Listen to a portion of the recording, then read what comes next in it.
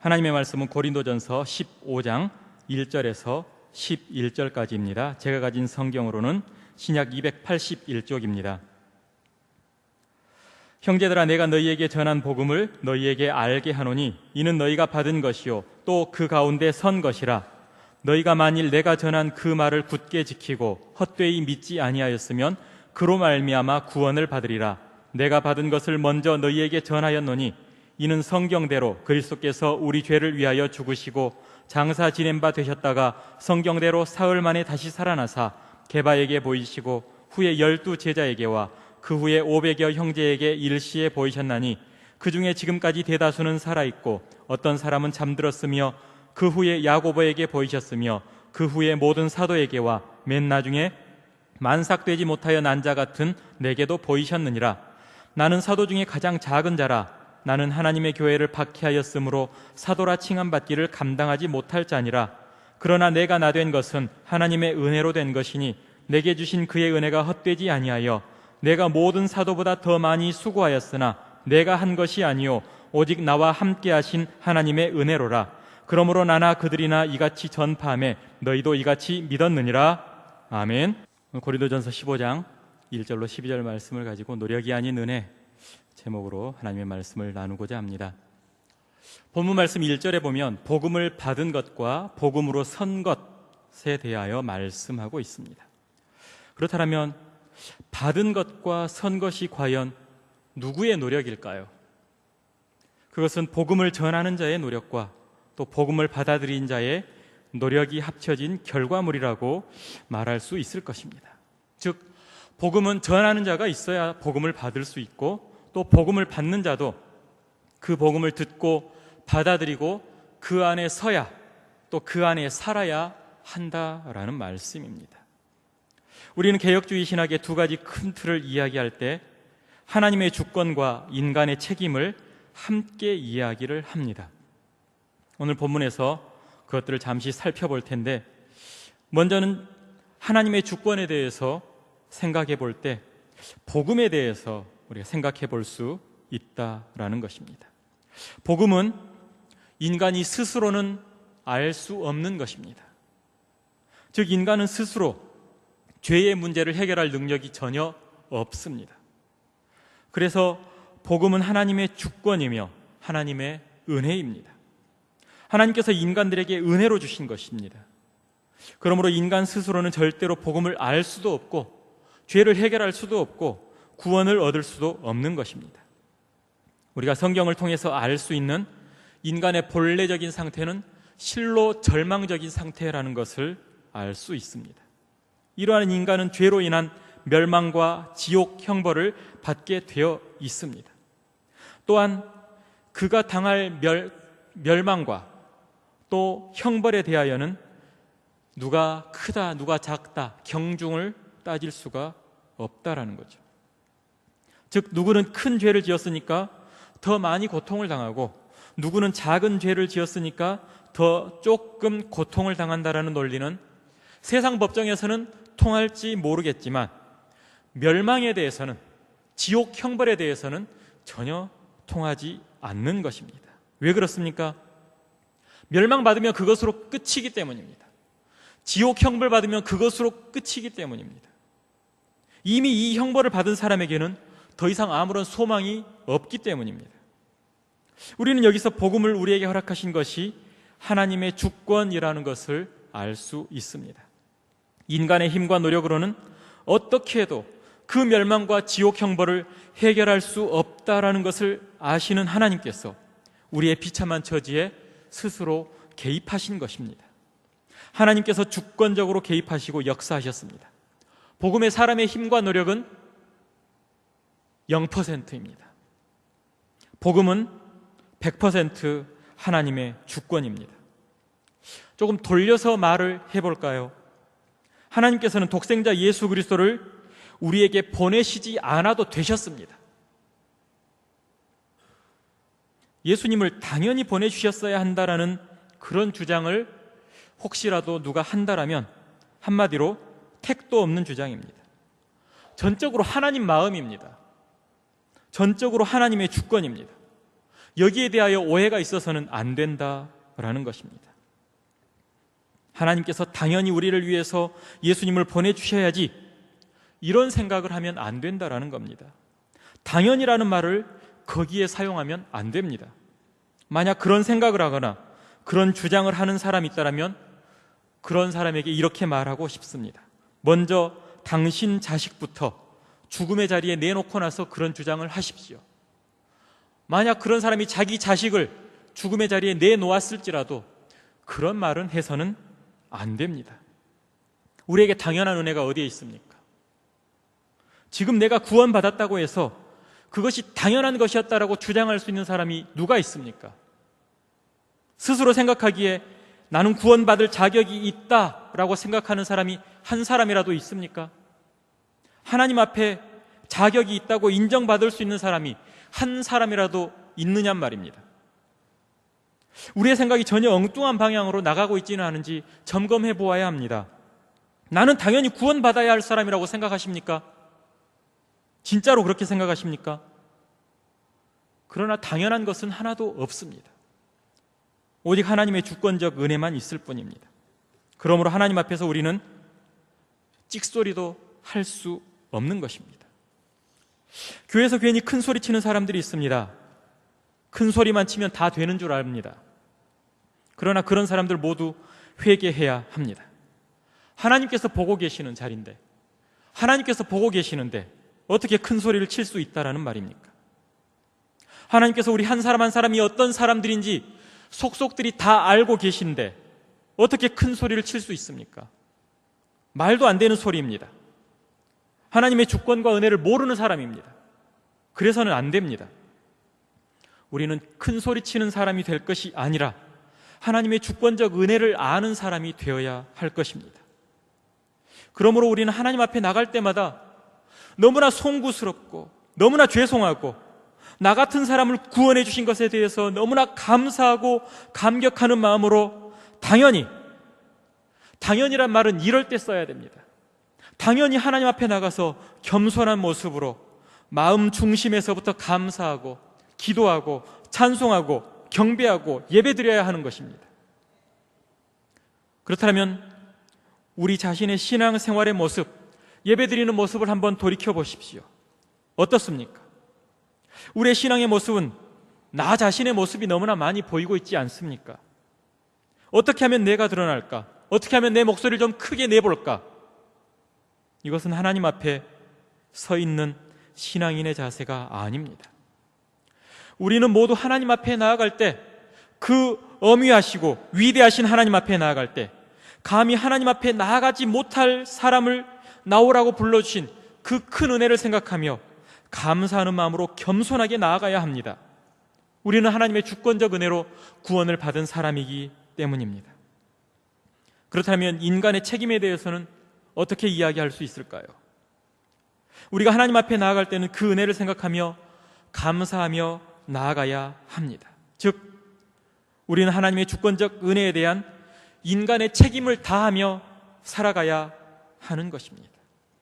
여기서 인간의 책임에 대하여 간략하게 정의를 해본다면, 인간의 책임이란 하나님의 약속, 하나님의 언약에 대한 인간의 반응, 인간이 해야 할 당연한 도리 정도라고 정의를 할 수 있겠습니다. 하나님의 약속, 즉 언약의 말씀은 이미 우리에게 책임 있는 반응을 보여줄 것을 요구하고 계신다라는 사실입니다.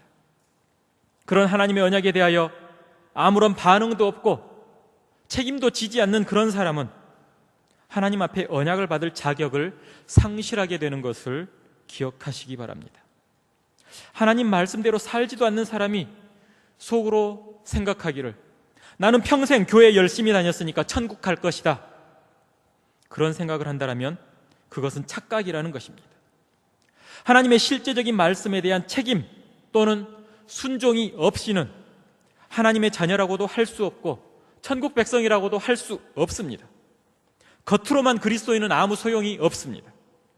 그리스도인처럼 보이는 사람은 하나님 앞에 필요 없습니다. 하나님 앞에 필요한 사람은 진정한 그리스도인입니다. Are you Christian? 이 질문에 대답할 것이 아니라 Are you real Christian?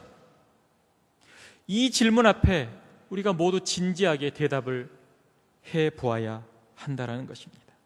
교회만 다니면 그리스도인이라는 생각을 버려야 합니다. 본문 2절 말씀을 읽어보겠습니다. 너희가 만일 내가 전한 그 말을 굳게 지키고 헛되이 믿지 아니하였으면 그로 말미암아 구원을 받으리라. 구원의 조건에 대하여 말씀하고 있지 않습니까?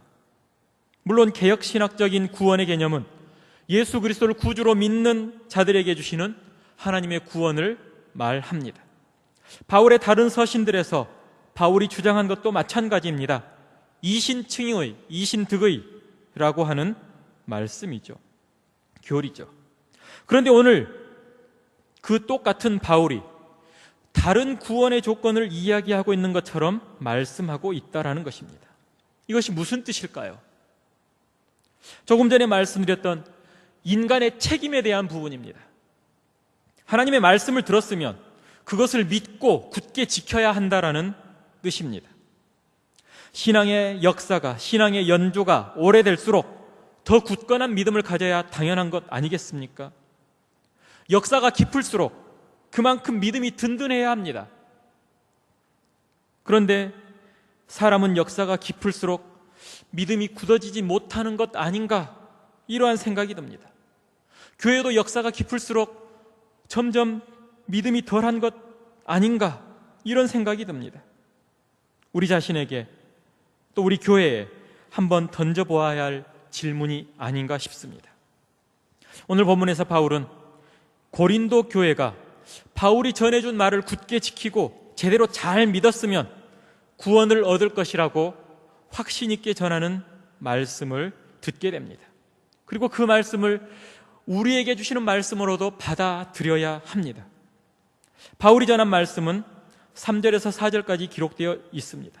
내가 받은 것을 먼저 너희에게 전하였노니 이는 성경대로 그리스도께서 우리 죄를 위하여 죽으시고 장사 지낸 바 되셨다가 성경대로 사흘 만에 다시 살아나사. 이것이 바로 복음의 핵심입니다. 이것이 바로 바울이 먼저 받은 복음입니다. 성경대로 그리스도께서 우리 죄를 위하여 죽으시고 장사 지낸 바 되셨다가 성경대로 사흘 만에 다시 살아나는 것이 바로 복음입니다. 이 사실이 믿어지면 구원을 받게 되고 이 사실을 믿고 말씀대로 사는 자는 구원을 받는 것입니다. 이 말씀을 좀 더 살펴보도록 하겠습니다. 바울이 받은 복음에 대한 것입니다. 바울은 성경대로 기록되어진 사실들을 가지고 고린도 교회에 전하고 있습니다. 이것이 중요합니다. 예수 그리스도의 대속적 죽음은 바로 성경에 기록되어 있었고 또 그대로 성취되었다라는 사실입니다. 또 어떤 분들은 이렇게 이야기하실 수도 있을 것입니다. 성경에 반드시 예수님께서 우리 죄를 위하여 돌아가실 것이라고 기록하지 않았느냐? 이것은 당연히 그렇게 될 일이었다. 이렇게 말하실지도 모르겠습니다. 그러나 성경을 왜 인간에게 주셨습니까? 성경을 통해 인간에게 알려주시는 하나님의 뜻이 무엇입니까? 이것을 생각하지 않고 성경대로 반드시 그리스도께서 우리 죄를 위하여 돌아가셔야 한다라고 말하는 것은 순서가 잘못되었다라는 것입니다. 오늘 좀 머리가 복잡하시더라도 끝까지 자세히 들으시고 확실하게 알고 넘어가시기 바랍니다. 성경을 통해서 인간에게 알려주시려는 하나님의 뜻은 바로 하나님께서 주권적으로 인간의 구원을 작정하셨다라는 사실입니다. 그 사실을 하나님께서는 말로만 해도 확실하시죠. 아브라함에게, 야곱에게, 이삭에게, 또 모세에게 말로만 하셔도 확실하신 분이십니다. 그러나 말로만 해도 확실하지만 모세와 선지자들을 통해서 글로 남기시고 약속으로 주셨다라는 사실입니다. 그리고 그 언약하신 대로, 그 작정하신 대로 때가 차서 예수 그리스도를 이 땅에 보내주시고 갖은 고난을 당하게 하시고 비참하게 십자가에서 죽게 하셨다라는 것입니다. 얼마나 큰 은혜입니까? 이 모든 것이 하나님의 주권하에 이루어졌다라는 것입니다. 하나님의 뜻, 즉 하나님의 작정 안에 이루어졌습니다. 이것이 죄악된 인간을 위한 하나님의 무한한 사랑과 은혜입니다. 이것을 알지 못하고 하나님의 은혜를 이야기하면 잘못 생각해서 하나님께서 당연히 예수님의 목숨을 우리를 위해서 내주셔야 하는 것으로 착각하며 살아가게 된다라는 겁니다. 다시 말씀드리지만 그것은 당연한 것이 아니라 하나님의 은혜와 사랑입니다. 그 은혜와 사랑을 받을 자격이 없는 자들이 받게 된 것입니다. 그것이 바로 저와 여러분입니다. 만일 우리에게 이러한 고백이 없다면 우리의 복음도, 우리의 구원도, 우리의 믿음도 잘못된 것입니다.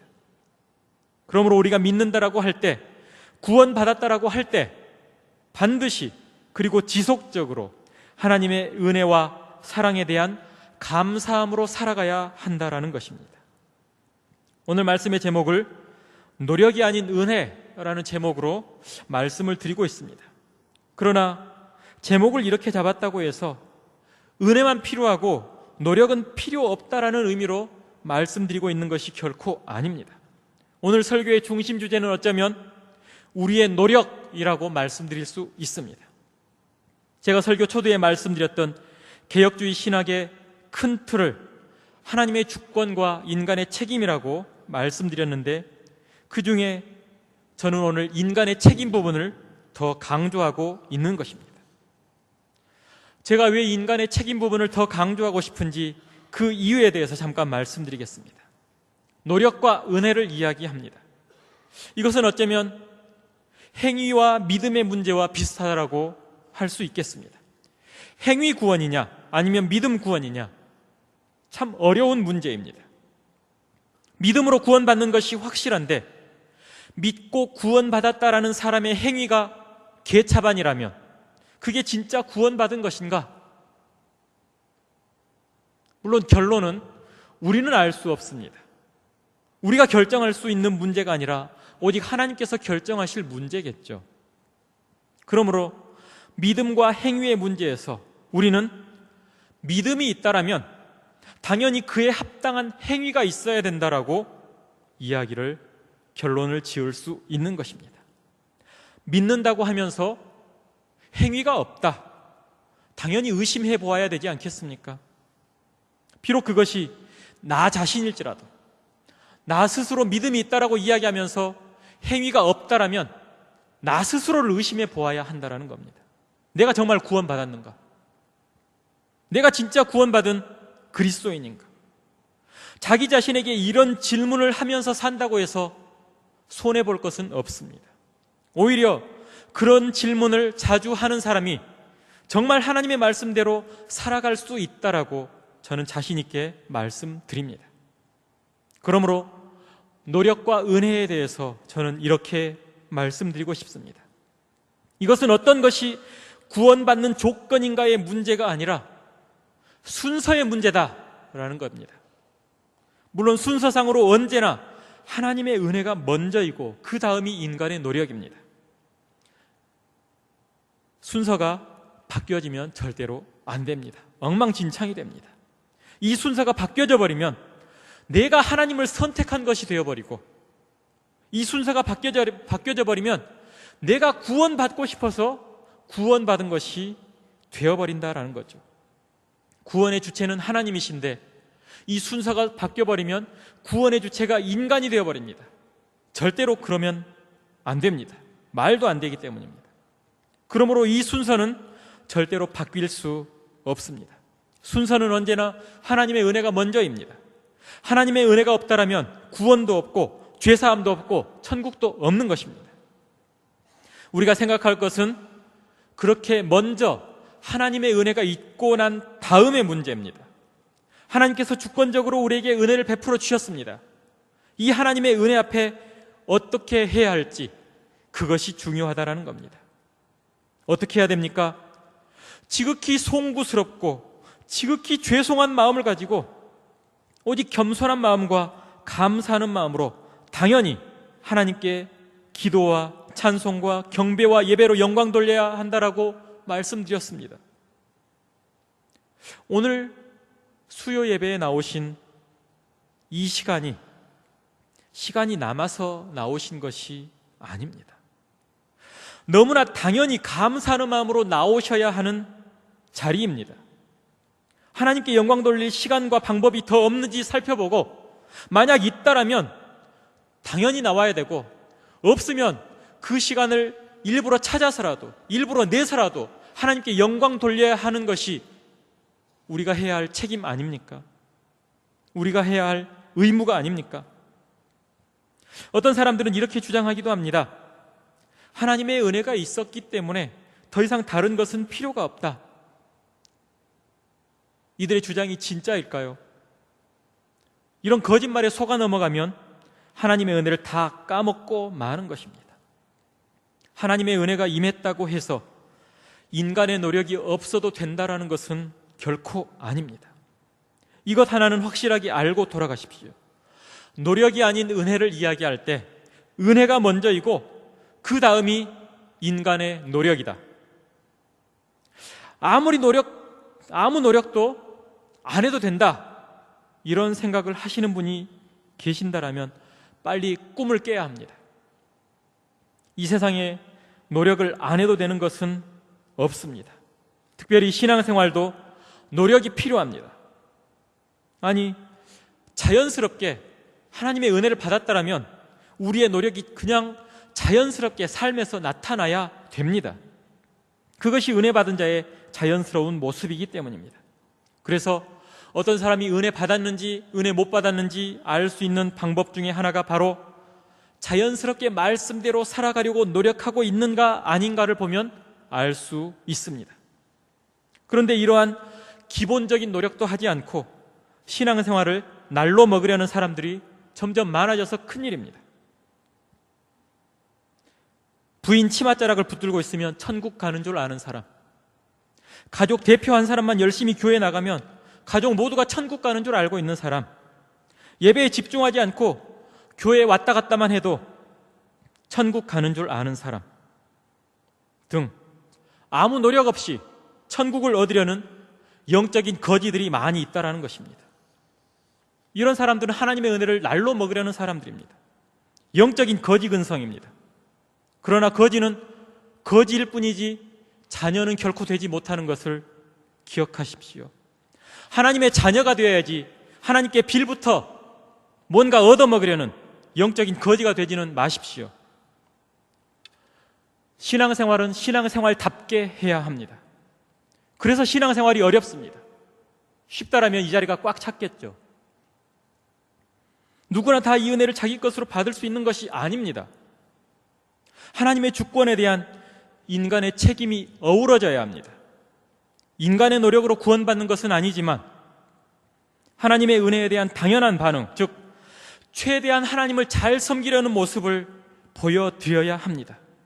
최대한 하나님의 말씀에 순종하려는 모습을 보여드려야 합니다.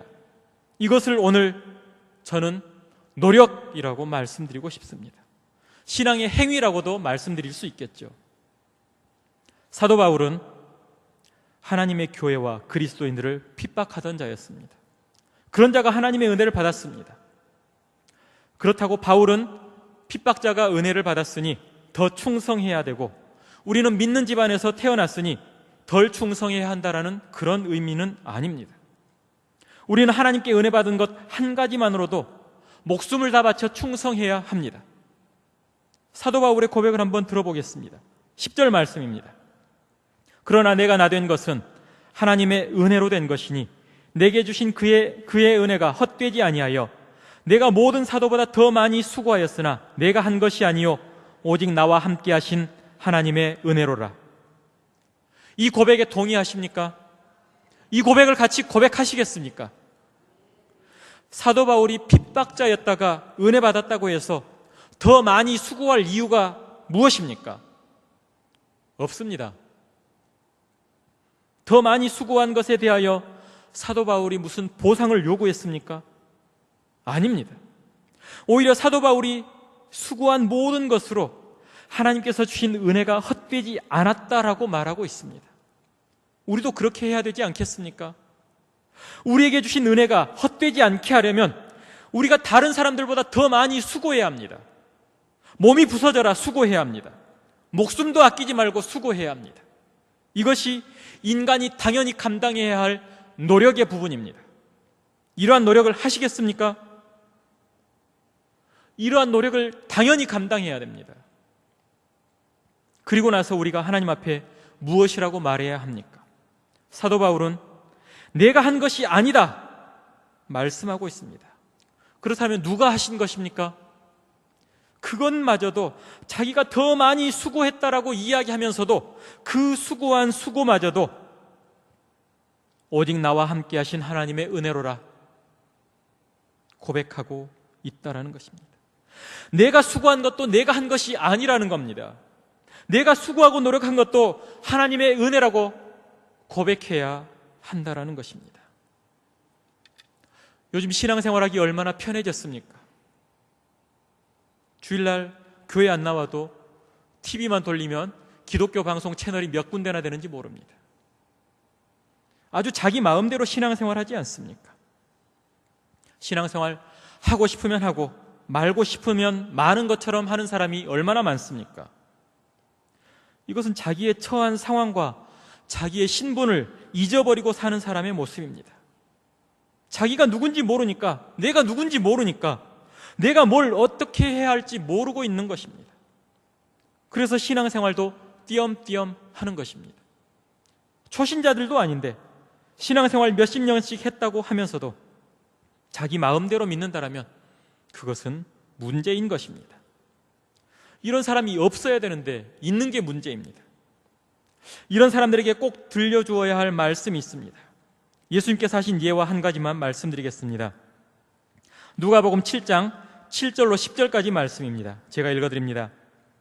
너희 중 누구에게 밭을 갈거나 양을 치거나 하는 종이 있어 밭에서 돌아오면 그대로 곧 와 앉아서 먹으라 말할 자가 있느냐? 도리어 그더러 내 먹을 것을 준비하고 띠를 띠고 내가 먹고 마시는 동안에 수종 들고 너는 그 후에 먹고 마시라 하지 않겠느냐? 명한 대로 하였다고 종에게 감사하겠느냐? 이와 같이 너희도 명령받은 것을 다 행한 후에 이르기를 우리는 무익한 종이라 우리가 하여야 할 일을 한 것뿐이라 할지니라.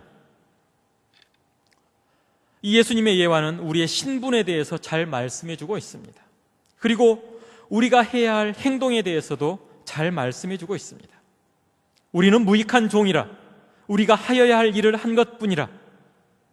이 말 외에 더 할 말이 있을까요?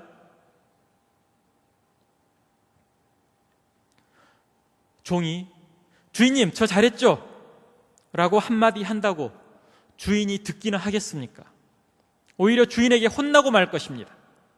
당연히 해야 할 것을 하고 나서 무슨 말이냐? 이런 말을 듣게 될 것입니다. 사도 바울의 고백을 다시 한번 생각해 봅니다.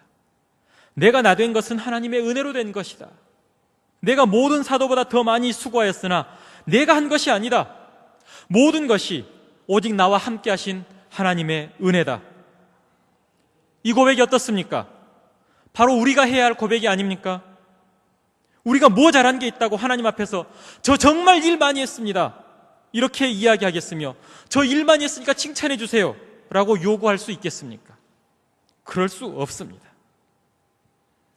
결론적으로 말씀드립니다. 노력이 아닌 은혜입니다. 은혜가 먼저입니다. 은혜가 있고 나서 그 은혜에 대한 당연한 반응으로 나의 모든 것을 다해 죽어라고 하나님을 섬기며 하나님의 말씀에 순종하며 노력해야 합니다. 그러나 그 노력마저도 내 노력이 아니라 모든 것이 하나님의 은혜라고 고백해야 합니다. 이것이 바른 신앙인의 모습입니다. 이제 마지막으로 우리 자신을 한번 돌아보는 시간을 가졌으면 좋겠습니다. 먼저 내가 하나님 앞에 은혜를 받았는가를 생각해 보십시오. 은혜를 받으셨습니까?